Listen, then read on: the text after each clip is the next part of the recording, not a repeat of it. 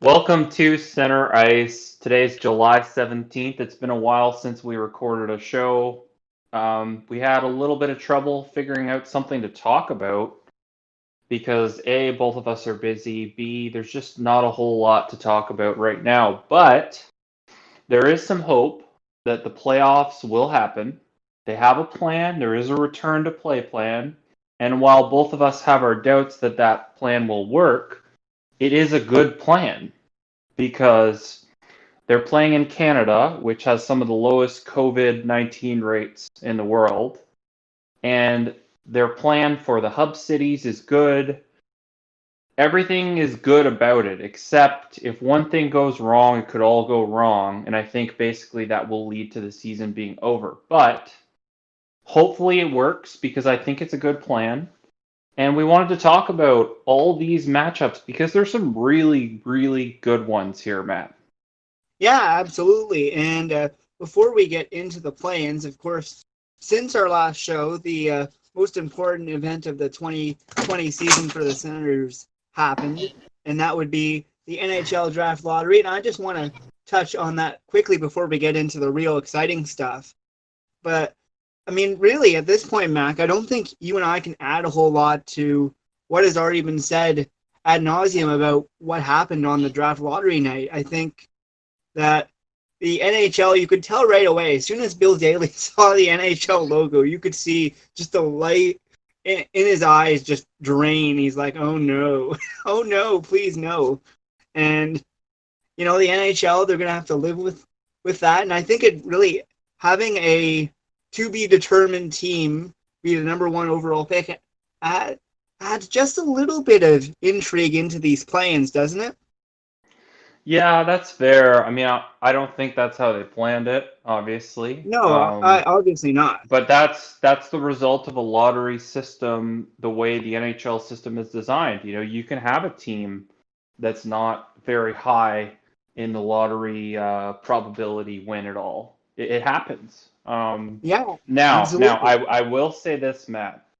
If the Montreal Canadiens win that number one overall pick and select Alexis Lafreniere, there will be some people very upset because Oh yeah. that's pretty fishy. Mm. However, if it's nothing like that and it's kind of one of those teams like, I don't know, like what's a team that, could win it but Like is not very Minnesota, likely to. Right, right. If it's a Minnesota, team like Chicago. that, Chicago people will be pissed off, Oh guaranteed. yeah. I mean, Minnesota, I think people would be okay with.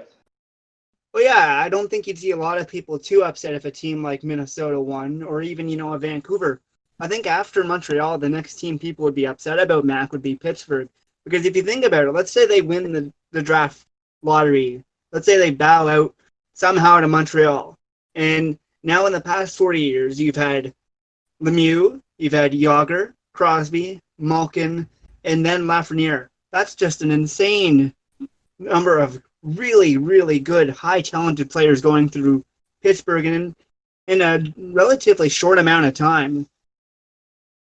Yeah, no, I think people will be pissed off if it's one of the top teams that gets him. I think if it's like a middling team, a team that kind of like squeaked into the playoffs, there won't be a lot of outrage. But if it's one of those teams that people don't like or is kind of hated around the league, people will be pissed off and for good reason, right? Well, I'll tell you what, the NHL, to avoid this, all they had to do was wait until the play-in rounds was done. I said that, I believe I said that on our last show, Mac. I said the NHL really should have just been a little more patient, and then I think you avoid all this. But they jumped the gun, and now Yeah, they're going to have to deal with that. Now, yeah, that's a great point. Yeah. just before we move on to the meat of this episode, I will say that from a Senators standpoint, yeah, it's disappointing that you don't get the number one pick, but 3-5 in a really deep draft year is very, very good. And if you think about it from an Ottawa perspective, you're going to get one of Stutzler or Byfield, and you could get potentially a Drysdale or a Raymond or a Rossi, maybe an Askarov at 5. That's really good. Yeah, exactly. That's something to be excited about for sure. Yeah, so yeah, the Sens aren't in the play-ins, but I do have October draft to look forward to, and of course, when it gets to that point, Mac and I will bring you our coverage of that, and it should be a lot of fun. But for now, let's jump into the play-ins. And are we going to start in the East or the West today, Mac? Either or. What do you think? Should we do Oh, West because we're more yeah, familiar we with the always East? do. Yeah, we always do East first. We'll give our Western friends some love here, Mac. All And right. the first one I wrote down here was Edmonton, Chicago, and we can go we can get right into it here, Mac. I wrote the first line I wrote on my notes here, Mac. I said if this was 3 years ago when the Hawks were still potential Stanley Cup contenders, imagine McDavid, Draisaitl versus Taves and Kane 3 years ago. The hype for this series would have been unbelievable, and I still think this could be a very good series because these are four of the best players in the league, and they're going head to head here. Yeah, no, I think it will be fun. I just think that this is a different Edmonton team than we're used to seeing. Like, I think last year, if the Oilers had made the playoffs, they would have been kind of a similar team to what the Blackhawks are right now, which is a team that has some great offensive weapons, but is porous defensively and has questionable goaltending. Whereas you look at Edmonton now, Matt, I mean, they are an excellent defensive team. They have completely turned around their identity under Dave Tippett. Like look back to last year, and I was doing some research before this episode. These stats are staggering, okay? So last year, you were 13th in power play efficiency and 30th in penalty kill percentage. This year, second in penalty kill percentage and number one in power play efficiency. That is incredible. What a Yeah. turnaround. Oh yeah, it's absolutely incredible, and it just shows you how important good coaching is in the NHL. I'd say more than pretty much any other major North American sport, coaching is important because there's so many systems that you have to have your players in on, and I think that Tippett's got all his players bought into the system they're running, and everyone's playing for one another. And yeah, you've got McDavid and Draisaitl, which of course really bolsters that roster. But you're right, the defense really has turned it around, and the goaltending is quite good. I I wrote in my prediction here, Mac. I've done it in a number of games. I think they'll each team will win. I have the Mm-hmm. Oilers winning in four because with Taves and Kane, I feel as though the Hawks might just be able to steal one, but I don't see the. You know, I was hesitant to give them four, but I can't count out Patrick Kane, Mac. I could see him stealing one, and I also wrote that the Oilers basically in every category outplay the Blackhawks here. The Hawks are pretty much they didn't expect to be here. They thought they were going to be in the draft lottery, and Yeah, yeah. with Taves and Kane, I could see them stealing a game. I don't see them stealing a round, and I have Edmonton in four. What about you? Yeah, well, before I make my pick here, I did want to speak a little bit to their offense this year. Kane led the way with 84 points, Jonathan Tays 60 points while doing Jonathan Tays things, being a great two-way player, still an incredible player even at his age. And give credit to Dominic Kubalik, who's a rookie, and he scored 30 goals and was a finalist for the Calder Trophy with 46 points. DeBrink had a little bit of a disappointing season with 45 points, but still not bad. Dylan Strome only had 38 points. Now here's the thing, like you said, you make this matchup 3-4 years ago. This is a whole different situation. But now you've got the Oilers with the best duo in the league in Leon Draisaitl and Connor McDavid, and an excellent power play and an excellent penalty kill against a Blackhawks team that relies on Kane and Tays and goalies to steal them games and is not good defensively. Like, you see where I'm going with this? Yeah, Uh, absolutely. Oilers in 3. Well, I will add one more thing here, Mac, and it rings true to the Maple Leafs as well. They're the only two teams in this entire thing that aren't away from home. This is home cooking for them, and yeah, they're inside the bubble, but these are their home arenas. They're used to playing there, and there's no crowds, of course, but I do think it will impact it just a little at certain points, especially when you get farther into these play-ins and playoffs. I think being Yeah, able to be in your home city will add yeah. just a little bit of an advantage. And we're both unanimous, Oilers in 4. So, which series do you want to do next, Mac? Let's get some Canadian content in here. Let's go Winnipeg and Calgary. All right, I think this is going to be one of the most even series here, Mac. I think that Calgary and Winnipeg are, I wouldn't say they're on the same trajectory, but in terms of just how they are and how they've matched up when they've played in the regular season, I think this could be a real exciting series.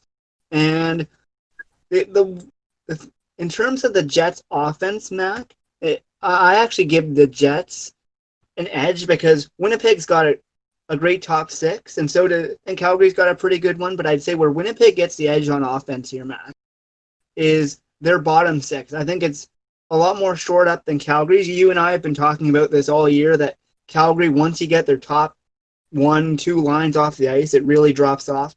And where I think the bottom 6 is really going to be important this year is that you're going to have some back-to-backs in these play-ins. They're condensing the schedule. They're trying to get it done before October. So you're going to have some stretches where you're going to be playing a lot of games, and I think you're going to have to see the bottom 6 out there even more than you would in a regular Stanley.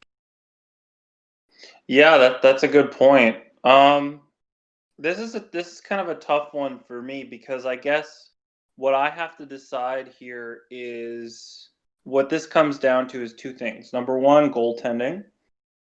And the second thing I feel is, can the Calgary Flames play kind of a tough physical game with the Jets? Because Paul Maurice is going to have them playing a tough physical game, not many penalties. That's how they play when they're at their best. You have guys like Blake Wheeler, Patrick Laine has really improved his defensive game this year. You've got big guys like Adam Lowry, good defensive players that they can rely on. Whereas every time I see this Calgary group, who is a little bit tougher, I'll give them that. Matt Tkachuk is a pretty tough and annoying player to play against, and they do have some toughness in that lineup. Well, like a Sam Bennett. I don't know if you can hold your own against a pretty big Winnipeg team who has a better top 6 than you do, better goaltending, defense is about even, and I think is better coached as well. I agree on the better coach one. I'm going to disagree with you on the goaltending. You can disagree with this, Matt, but I barely gave the Flames the edge on goaltending, mostly because I think the Flames have a better tandem. I think Rittich and Talbot their stats aren't as good as Hellebuyck, but let's say Hellebuyck goes down in the play-ins. Now you got to bring in Brossoit, and Brossoit isn't bad, Mac, but I think of the tandems, if you have to have the backup in there, I think Rittich and Talbot, especially with the condensed schedule, they can play the tandem. We were debating that earlier back in March when the regular playoffs were going to go on. We were saying Calgary could play in a tandem in the playoffs, and I don't see why they won't do it here, especially when they're playing back-to-backs. So I'm going to give Calgary the slight edge on goaltending here, Mac, but I would agree with you on everything else. I think that the physicality from Winnipeg is good, and I think the raw skill from Winnipeg also wins out a little more too. I think you've got some more pure skilled forwards than Calgary does that can also play that grit, but Calgary is certainly going to give them a run for their money. They've got a chip on their shoulder from last year, but I've got the Jets winning this one in 5. Yeah, no, I understand what you mean when you say the tandem. The tandem is better for Calgary, and it was a tandem this year. Talbot actually outplayed Rittich for the most part, which, Cam Talbot hasn't had a great season since that Vezina caliber season he had with the Oilers. It's been a bit of a tough run for him, but he was excellent this year. The other big difference here between the Flames production last year and this year is Mark Giordano. I mean, he had 74 points and had the Norris Trophy last year. This year, 31 points. It's a major drop off, and from from memories of the Senators, when a guy like a Carlson or a Giordano isn't going, it really does affect your production. And you certainly hope that with the rest that he's had, he can start to bring up some production, because against the Jets, and if they're going to go far in these playoffs, they need to have him going.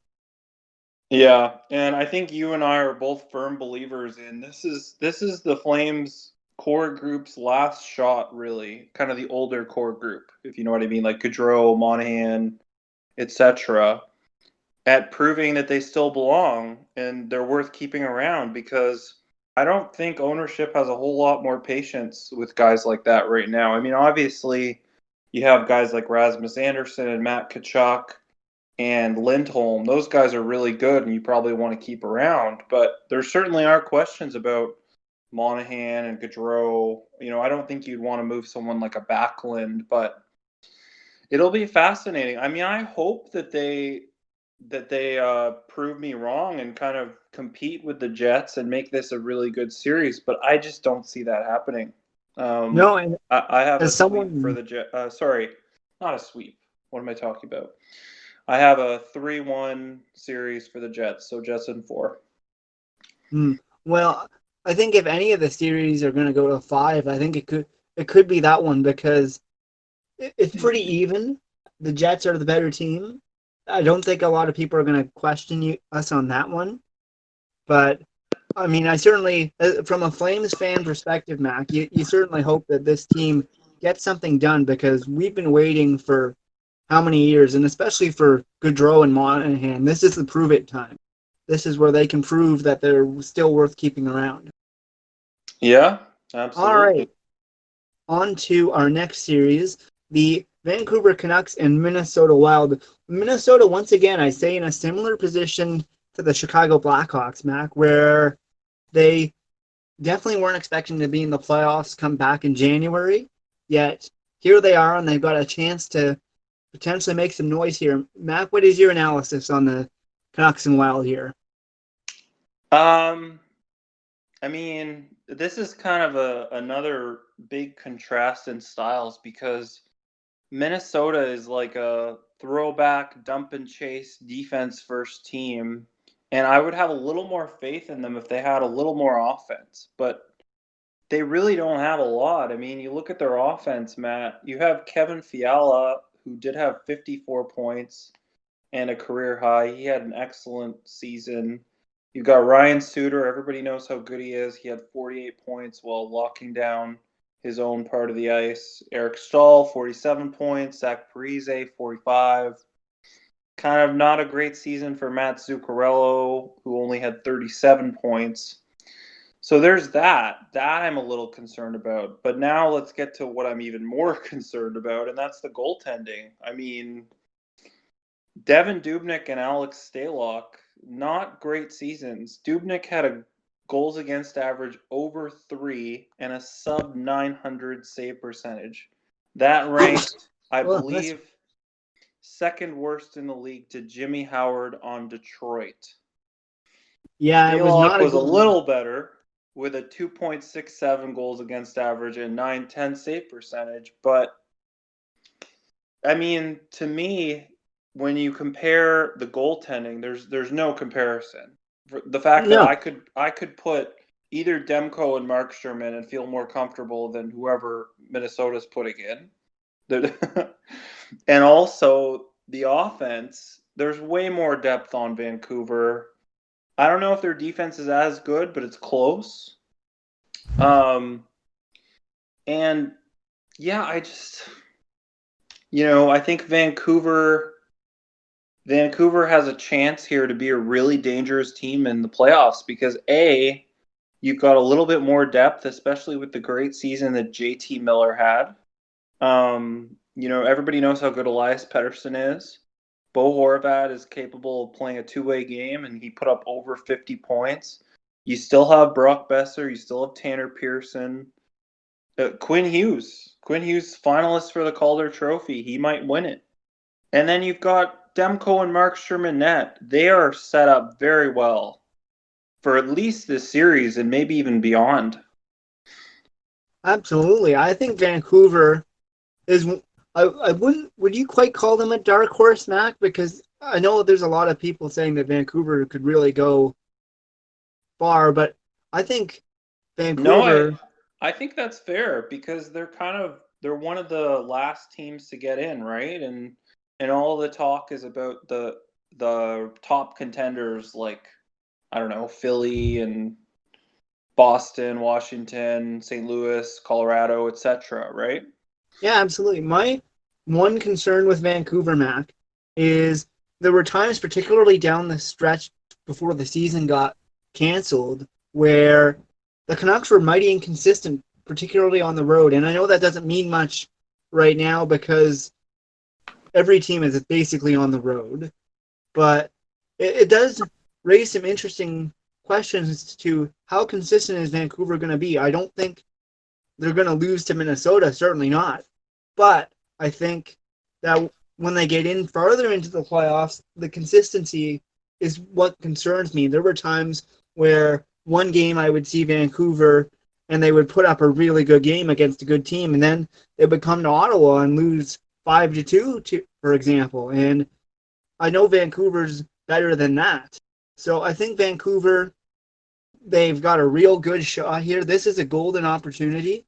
And the best part for Vancouver right now, Mac, is that their window is just opening. Unlike some other teams on this list where this is, their shot. This Vancouver is just opening the window. Their guys will get some valuable experience. They should at least make it into the first round of the actual playoffs.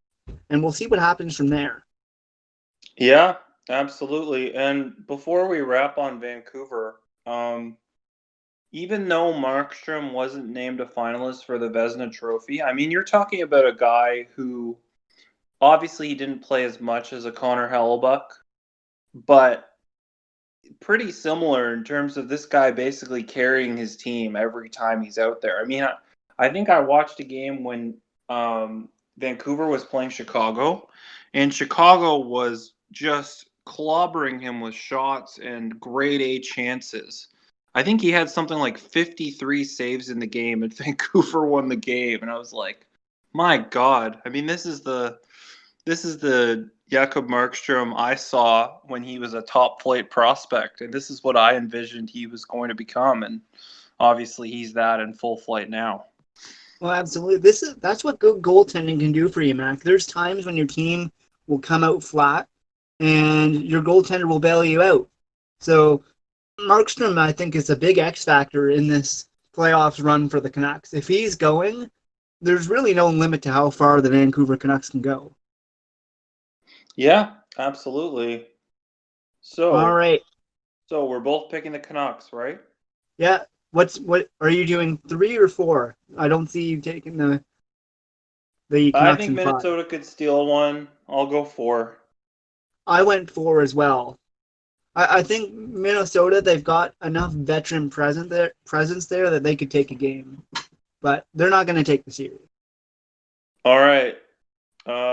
Get your pillows ready. We got one last series to talk about.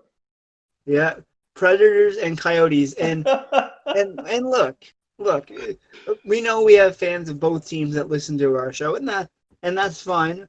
But I'd say of all the play-in series that they're doing, this is the most boring one.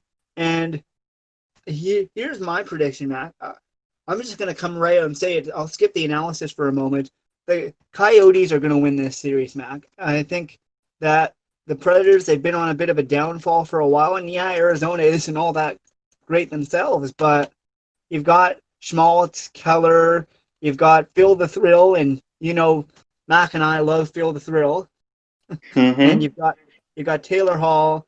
This is, I'd say, compared to the Nashville Predators, the Arizona Coyotes just have a bit more firepower. And I will say, whichever team wins this series, I think they're going to be out in round one. I will say that much. But the Predators, I think we've talked about them quite a bit during this shutdown of the season. We've stated our opinions before that the Predators need to retool, and I don't think that's changed since our pretend to be a GM episode, Mac. No, you're right. And like the concerns for Nashville, there's many. First of all, Pekka Rinne had an awful season. He finished 53rd in save percentage for goalies. 53rd. And he had a goals against average over 3. Those are both career worst numbers for him. You do have UC Saros, who took over and was playing pretty well down the stretch, but I think goaltending is still a concern for Nashville. In terms of offense, they do have Roman Josi, who you and I He both had a feel great year. is probably one of the best defensemen in the league. Oh, Top 5, absolutely. no doubt. And then Philip Forsberg had 48 points. Matt Duchene had 42. Ryan Johansson had 36. And then it kind of drops off after that. The thing about the Predators is they do have kind of game breakers, right? You have a Forsberg who can really take over a series. And you have Roman Josi, who, like we said, is one of the best defensemen in the league in both areas of the ice. So there is that. But I don't feel good enough about the Predators being able to play against a very good defensive team in Arizona with very, very, very good goaltending, overcoming this hurdle here. And like you said, I think we can analyze this all we want, but the fact of the matter is the Coyotes are a defense first team with 2 excellent goalies, Kemper 928 save percentage, Ranta 921. I mean, like, that is ridiculous. Let's be honest, the And the goaltending isn't even on the Predators, same level. yeah, exactly. And the Predators are what used to be a defense first team. I don't even know what the Predators are now, Matt. They're a team on decline. Yeah, they're no longer the old stifling defense Predators we once knew. So yeah, I mean, to make things nice and short, I agree with you. Like, I just don't see this going Nashville's way, and I think the Coyotes will win this series. I'm taking the Coyotes in 4. I'm taking the Coyotes in 5 because as much as we've just picked on Nashville for 5 minutes here, Mac, they still have some good players there like Josi and Forsberg, and I think they have enough that they could steal a couple games because let's be honest, the Coyotes, although they've got much better goaltending and they've got a younger and I'd say better forward and defensive group, the Predators are still half decent, and there's no reason why they can't take a couple games here. But I really do think that after the Predators get eliminated, I think you're going to see some real changes, and that's something we can get into in another episode, of course. But I just think the Predators, I wouldn't say dominance of the Central, but reign of playoffs the past 4 or 5 years is coming to an end. And unless there's some serious retooling done in the offseason, the decline is going to continue. Oh yeah, I'm with you there for sure. All right. Hey, Matt, I just remembered something. We don't Yes. have to talk about the Sharks. Oh, yeah. That's true. I mean, I could have brought up the fact that the third overall pick was San Jose's pick, but that's just too cruel of me to do, right? Right. Let's avoid that. Yeah, I mean, Forget he even both, mentioned it. yeah, forget about it. I feel for you Sharks fans, I really do. All right, on to the East. Let's hop into the series that you have the most emotional attachment to here, Mac. The Leafs versus the Blue Jackets. And, I expect the Leafs to win this one, Mac, but I certainly don't think Torts will make it easy. Torts is a strict defensive type guy. He runs a tight ship over there in Columbus, and he's going to give the Leafs all the Blue Jackets have. Yeah, absolutely. These two teams played twice, which is surprising considering they're in the same conference. The first matchup was a 4-1 win for Toronto, while the second was a 4-3 win for the Blue Jackets in overtime. Like you said, it'll be a really tough series for the Leafs, and it could easily go Columbus's way. And I'm being honest when I say that. It really depends on how the series goes. If the series is low scoring, kind of the way Columbus wants to play, that's an advantage for them. But if the Leafs can, the Leafs' top guns can make Columbus's defense uncomfortable and they start pushing the score up to 4-3, 4-2 kind of games, that's going to go in the Leafs' favor, because if it gets to a point where Columbus is trading chances with Toronto, Toronto's going to beat them. I think you and I agree on that. Yeah, I think Columbus, if they want to win, they need to get Toronto playing their style, because you and I have said it many times before, if Toronto is playing that low-scoring defensive first game, and I will say up front here, Matt, that the 4 months off has really helped the Leafs in terms of defense. They've gotten some of their guys back, and that will help them a lot. But as long as you have Cody Ceci on your first or second pairing, I think we still have some concerns there. And you and I both said that going into the offseason, Kyle Dubas was going to make some changes on the defensive front. But right now, you're stuck with the defense you've got, and Columbus easily takes the defense for me. And yeah. But it goes opposite in terms of scoring. I think if the Leafs can open up the ice and get the puck moving and get their top guns scoring and getting the puck on Korpisalo often, it'll go to the Leafs. Yeah, and before we wrap on this, I do want to touch on a couple more things. I could talk about Matthews and Marner and Tavares all I wanted, but there's a couple guys I want to highlight, and that's William Nylander and Zach Hyman. Nylander, to me, just continues to improve year after year. He really went to the front of the net in the dirty area this year, which is great to see for a young, skilled player. Really, before this season, he was more of a perimeter player that just relied on his shot and making passes, racking up points on the power play. But that all changed this year. So give him credit. He had a great season. Yeah, he did. And I'm going to be curious to see how guys like Nyquist and Dubois do in this fight. I have this going to 5, Mac. I don't know about you. But, in a 3 to 5 game series, anything can happen. And I think that's a point we really need to emphasize here, Mac. The layoff has been the equivalent of what a normal offseason would be in the NHL. So it's really tough to say what conditions all these teams will be when they hit the ice. We could see the Leafs come out flat, and we could see the Blue Jackets fire on all cylinders. And I think that the Blue Jackets are going to be a handful for the Leafs. I do got to ask you this one question, Mac. Since you are a Leafs fan, if the Leafs get eliminated, what do you do next? Because you've got it now. You've got a shot at Lafreniere, and you talk about the league melting down. If Lafreniere went to Toronto, Mac, man, yeah. But that's a great question, but I think you kind of have to stay the course, because I think both of us have already determined that a guy like Tyson Barrie and Cody Ceci, they're not coming back next year.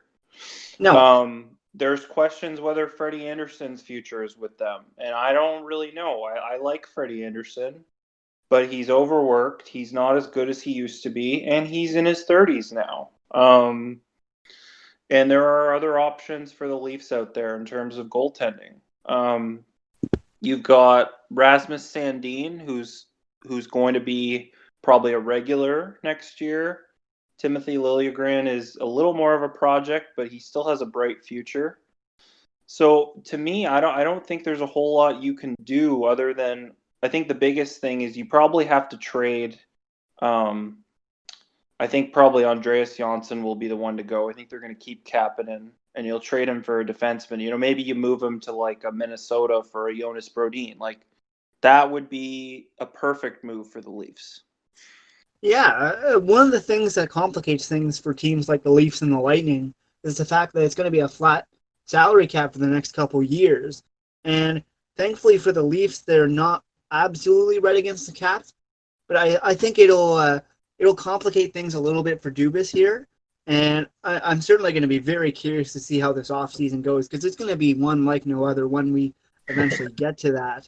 But my prediction, Leafs in 5, Blue Jackets will make it a fun series. It'll be exciting. I've got it pegged as the best series in the East. I don't know about you, Mac, but it's going to be a fun one. Leafs in 5.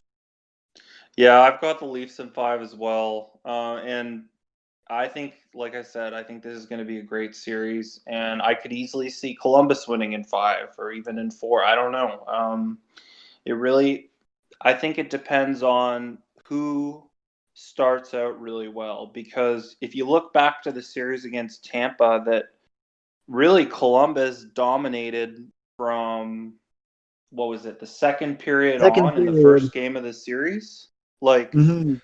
after they had really dominated that first game, they had basically taken all the wind out of the sails from Tampa Bay.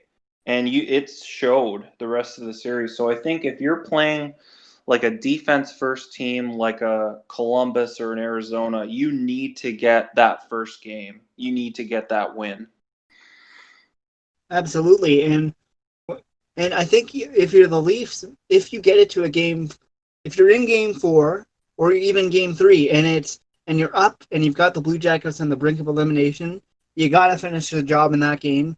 We've seen it before happen many times before with Boston, and I think if you're the Leafs, you got to finish the job while they're down.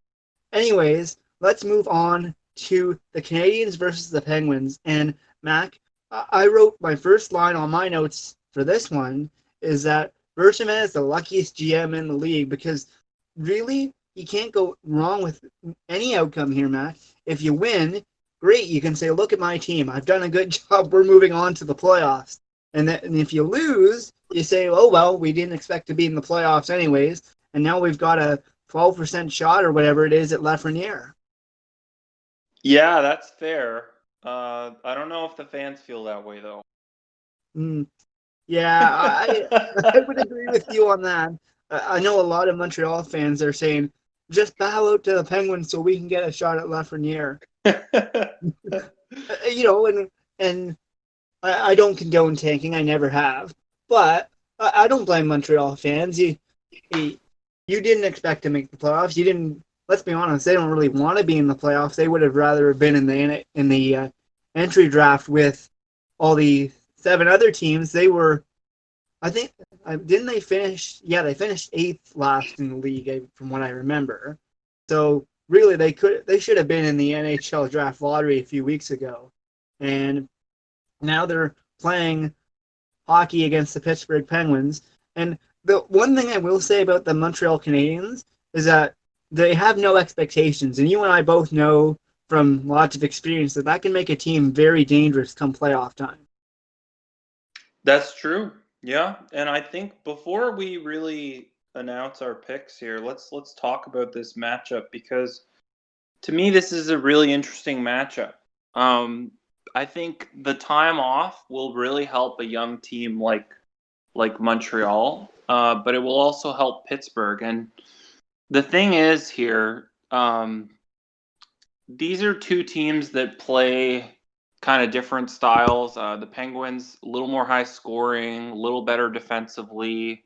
Obviously, they have a lot of guys who have won, Malkin, Crosby, the list goes on and on. They're not the same powerhouse they once were. I think that much is clear, but they're still very dangerous. I don't really know what to expect from Tristan Jarry or Matt Murray because, yes, Tristan Jarry had a great season, and I'm not shooting that down, but he's also a rookie. He has no NHL playoff experience, and Matt Murray can either be really good or not so good. So it'll be interesting to see who they turn to in net. And then on the other side for Montreal, I think Carey Price had his ups and downs this year. He was not consistent at all. And yes, it is a very young Montreal team in front of him, but I mean, he hasn't been at his best lately either. So I guess I wonder what you're going to see in terms of goaltending. Are you going to see maybe a high-scoring series, and the goaltenders don't play very well, or is it going to be kind of in the middle, not quite high-scoring, not quite low-scoring? I really don't know what to expect here. It's a tough call. I wrote down that Carey Price is always going to be an X factor no matter how his season went. It's been 4 months. He's had some rest, and Carey Price could come out and he could absolutely steal this series for the Montreal Canadiens. It's a very real possibility. We've seen it before. On the opposite side, Mac, the Penguins will get a boost from Jake Gensel, and he went out in late February with a pretty nasty injury, and he's back now. And not sure how he'll be. He just got cleared to play, but if he can perform at a level that we've seen him play in the playoffs in past years, that's a big boost to the Pittsburgh Penguins. Oh, absolutely. Yeah, he's a very good playoff performer. And, if you look at who has the advantage in terms of experience and offense and on all that, I mean, it's Pittsburgh, clearly, right? Yeah, absolutely. Like you've got But Malkin, Crosby, Gensel, you mentioned. Um, Whereas, like, you compare the two teams and you have, like, Thomas Tatar with 61 points, Philip Deneau, who's mostly a defensive center, had 47 points, and then it goes down and down. Max Domi Domi, had Gallagher's, 44, Gallagher 43, Suzuki 41, and then it goes to Jeff Petrie, who had 40, very good season for him, and Shea Weber with 36. Yeah, once you pass Shea Weber, everyone's got 30 points or less, and yeah, it's a young team. But that is a little concerning. You can see there's a real disparity in scoring in Montreal right now. Yeah, and I mentioned Carey Price. I mean, 2.79 goals against average, 909 save percentage. That's 32nd league wide in both those stats. That is not good. No, and that's dead last in terms of starting goaltenders, presumably. It is, And yeah, yeah. and Carey Price is going to have to be better. Otherwise, this is going to be a quick series. And there certainly is the expectation from Montreal fans that it will be a pretty quick series. But, we've seen teams surprise us before. And I'd say this, if any year it's going to be an upset, this is the year where we're going to see some upsets because there's teams that weren't even supposed to be in the playoffs that are having a shot to make it. Yeah, and before we wrap on this series, I do have to mention the Edmonton Oilers and another bad trade they made. So John Marino is a player we need to give more attention to. He was acquired from the Oilers, Matt, for a 6th round draft pick, a conditional 6th round draft pick. So you didn't sign him, you traded him away for basically nothing. And he's in the conversation for the Calder Trophy, despite not being nominated. Talk about a bad trade for the Oilers. Oh, yeah. It just tells you how bad Chiarelli was when he was GM. All right. All right, yeah, let's keep going here. We're almost finished. Islanders and Panthers, Mac. This one, this is another it's not a very sexy matchup. No. And, But one team has a clear advantage here because of experience and just our faith in their system, right? Yeah. Obviously, it would be the New York Islanders. I think the Islanders, much higher expectations than the Panthers this year. Wouldn't say they lived up to every expectation, but they had a pretty good run of things this year, Mac. And the big thing that hesitates me from giving anything to the Panthers here, Mac, is the fact that Bobrovsky was just really inconsistent. And he wasn't playing in front of the greatest team, but I think you and I both expected more from him. Oh, yeah. I mean, yeah, I get that they're not a great defensive team, but he had times when he looked like old Sergei Bobrovsky, and I was like, wow, he's really on his game today. But I didn't see that a whole lot this year. And it is a big change when you move from a market like Columbus all the way to Florida. It's a completely different hockey market. it's not easy on your family, etc. Having said that, I mean, I don't think anyone expected that he'd play this poorly in his debut season, especially when you spend what, $10 million on him per year. Yeah, 10 million. So here's the thing, like, I think the season series is a good indicator of who has the advantage. I mean, the Islanders swept the season series 3-0, and they outscored Florida 8-4. So every game was low scoring, and they grinded out those wins. They had excellent goaltending, excellent defense. They got just enough offense. That's how they play. And the thing is, come playoff time, Barry Trotz is only going to have them focus even more on defense. So that just does not bode well for the Florida Panthers. And I mean, let's be honest, Matt. The Panthers are a total wild card here. Yeah, Like, you're right. they could play really well and they could win this series, or they could do what kind of we expect them to do and lose in 3 games. Like, who knows? Yeah, the Panthers are really the biggest wild card in here because you and I both know full well that the Florida Panthers have some real good weapons in their system. You just look at their stats from this year, Mac. You got Huberdeau leading the team with 78 points. He had a really good year this year. And then you got Barkov with 62. Hoffman had a pretty good year with 59 points. Dadnoff had 47. Yandel had 45, and Aaron Ekblad had 41 points. So your top guys, for the most part, were having a pretty good year. It's just everything else really wasn't going how you wanted it to go. And I think if Florida can get their top guys going and just have a stretch of decent hockey, they could very well win this play-in round. Yeah, they could. I mean, we'll see.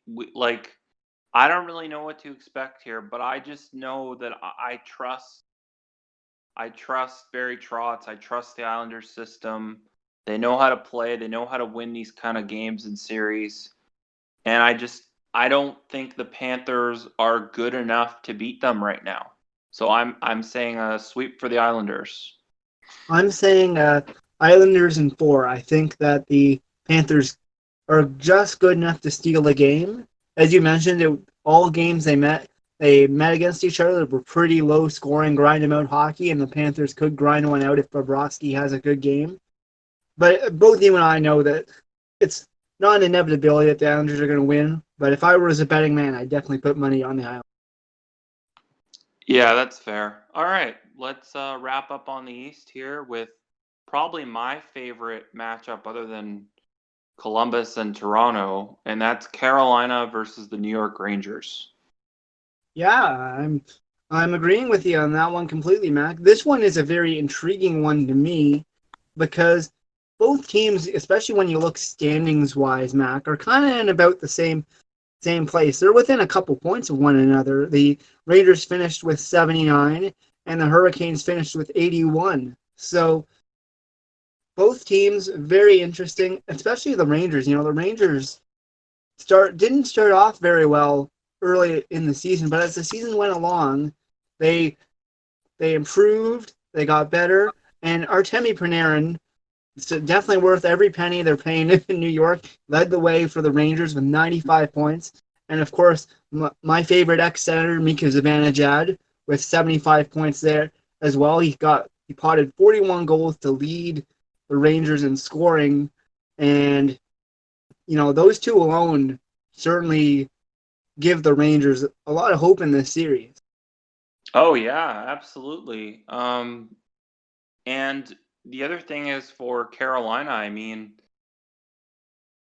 again, this is one where I take a lot in terms of the season series. Like, the Rangers swept the season series against the Hurricanes and they outscored them 17-9. So really, they were in control of every single game in the season series. And when these two teams matched up, like you said, it was Panarin, it was Zibanejad, it was the good goaltending that got the Rangers over the hump in all of those games. Now, having said that, the Hurricanes are a little more of a sure thing in terms of what they have. They have probably not probably. I think they do have the best decor in the league. I mean, the fact that they've been without Dougie Hamilton for so long and he'll be back for the playoffs, and you acquired Brady Shea from the aforementioned Rangers. He should be motivated to play against the team that traded him away, mostly because of Tony DeAngelo's production. So yeah, I mean, this will be fun because both of these teams, despite some of their star players, are still very young. And it's going to be Absolutely. fast. It's going to be fun. There's going to be great goaltending. There's going to be a lot of skill. There's going to be good defense. I think the most interesting thing here, Matt, is everybody knows how good Henrik Lundqvist has been in his career in the playoffs. Do you turn to him in this series? Or do you play Shesterkin or Georgiev here? It's a tough call. It is a tough one, and I don't envy the Rangers staff that has to make it. And I don't think you do either, Matt, but I think you have to go with your young, better goaltenders. I love King Henrik. You and I watched a Rangers series from 2012 earlier this spring, in the spring when there was no hockey, and he was absolutely lights out. But that's not the Henrik Lundqvist that's playing in the NHL anymore. And I'd say Shesterkin and Georgiev are the goaltenders that give you the best chance to win here, Matt. So I think the Rangers would be smart to play them in a tandem, especially in the best of 5 series. It's going to be a tight schedule, as I mentioned earlier, and you got to take every advantage you can get. There's not that there's a lot of room for error in a 7-game series, Mac, but particularly in a 5-game series, there's no room for error whatsoever. One bad game and that could be it. The momentum shifts to the other team and it's gone. So I think you got to go with your young, I wouldn't quite say proven yet goaltenders, but certainly your future goaltenders. And for the Rangers, even if you end up losing this series, there was no guarantee you were going to make the playoffs anyways. And worst case scenario, you get a shot at Lafreniere. It's not the worst thing in the world. Yeah, and I think another big difference here is offense. Like, you've got a great top line with the Hurricanes with Aho, Teravainen, and Svechnikov. But other than that, I mean, they don't really have too much firepower. They have Justin Williams, and you know he's got great playoff pedigree. But then you have like Martin Nikosh, like Warren Fogle, like Ryan Dzingel. There's not like Jordan Stahl. There's not a whole lot there if you look past that really good top line. Like I said, having said that, their defense is absolutely ridiculously good. I think what this comes down to is goaltending, and I just don't have faith in Peter Mrazek here, because Peter Mrazek's a good goaltender. Don't get me wrong, but I don't think he's a guy that can really make a difference in a playoff series. No, and I think a lot of people around the league, and I'll put ourselves in that category, would say the Hurricanes are on a very good path here, but what they've needed to upgrade is the goaltending, and they haven't done that yet. And I certainly give the Rangers the edge in goaltending, even if they had to put Lundqvist in there for a game. He could still very well steal a game or two for them there. And I think the other reason I give the Rangers the edge is just a little more star power there, Mac, if that makes any sense. I like the Hurricanes, and I wouldn't be surprised to see them win it either. But I think the Rangers have a little more scoring power. Yeah, their defense isn't as good as the Hurricanes, but whose is? But if the Rangers can get moving the puck, get some good shots on goal, let Panarin and Zibanejad do their thing, particularly if they continue playing the way they were before the shutdown, I think the Rangers are going to win this. But I think it's going to be a 5-game series, and it's not going to be an easy one for either team to win. Yeah, and you mentioned obviously their top end guys, but you also have Kreider, you have Ryan Strome, you know, maybe Capo Caco really starts to make an impact in the playoffs. Like, you have a lot of depth there forward wise. And I think, like you said, the Rangers definitely have the advantage goaltending wise. So I'll take the Rangers in 4. I think the Rangers have a chance to go on a bit of a run here.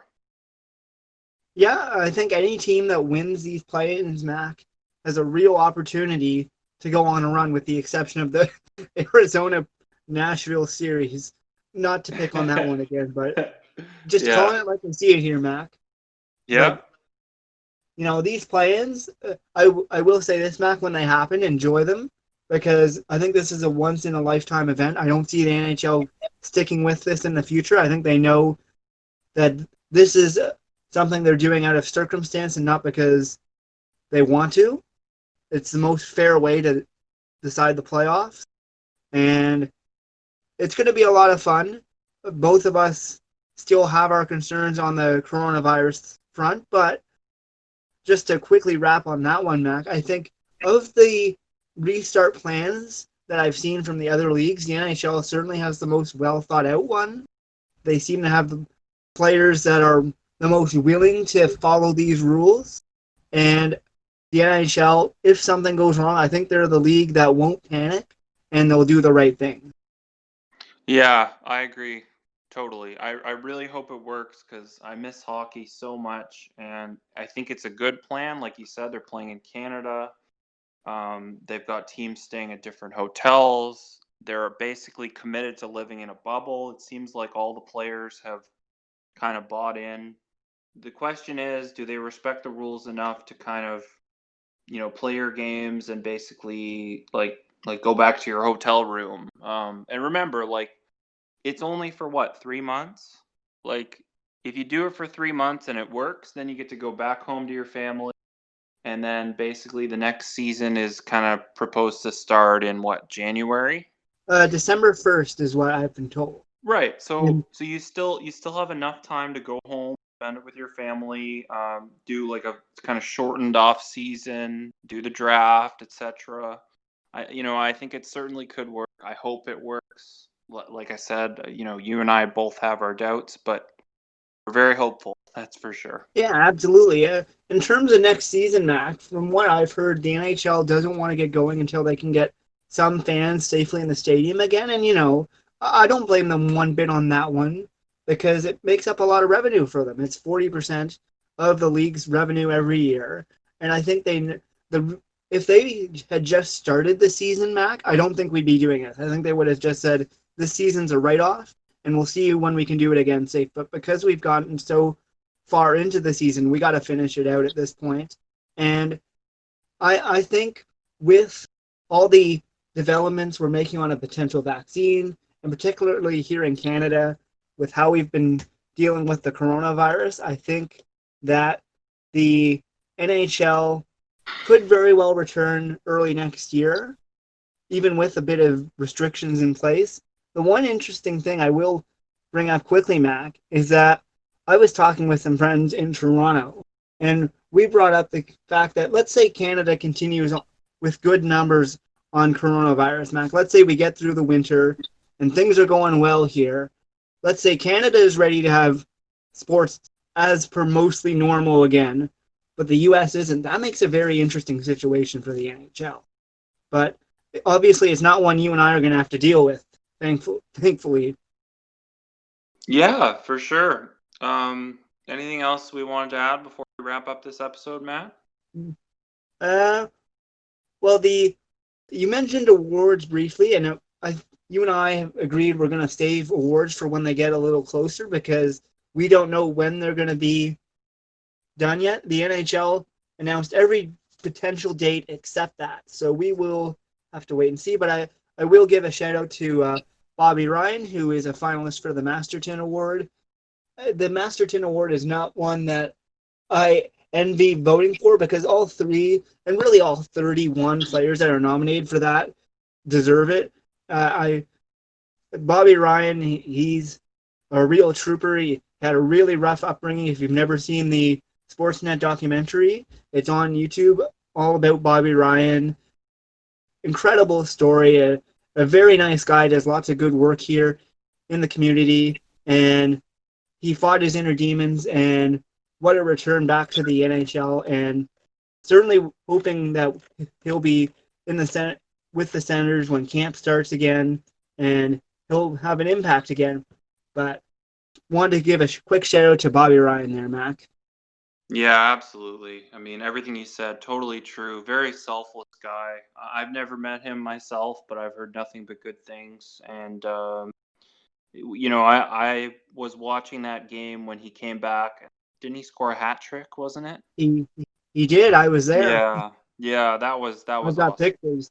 The power of sport is really incredible, And especially in that's situations like yeah, that. that's one of the reasons why I think there's so many people so excited for all sports to return, because the power of sport is so strong, and it's a it's a distraction, but I think it's an important distraction, especially when times are tough. Which is why Mac and I are wanting this to, really hoping this will work, because obviously right now you turn on the news, there's lots of rough stuff out there, and people need some fun stuff. So fingers crossed that it will work out. Obviously, Mac and I are going to say enjoy the games, because they're going to be a lot of fun when they get going. Yep. So that just about does it for this episode. I want to thank Matt for coming on as usual. We hope you enjoyed it. Center Ice is presented by the National Podcast Network. You can find us and many other great podcasts on their website. Also follow them on Twitter at National Pod Net.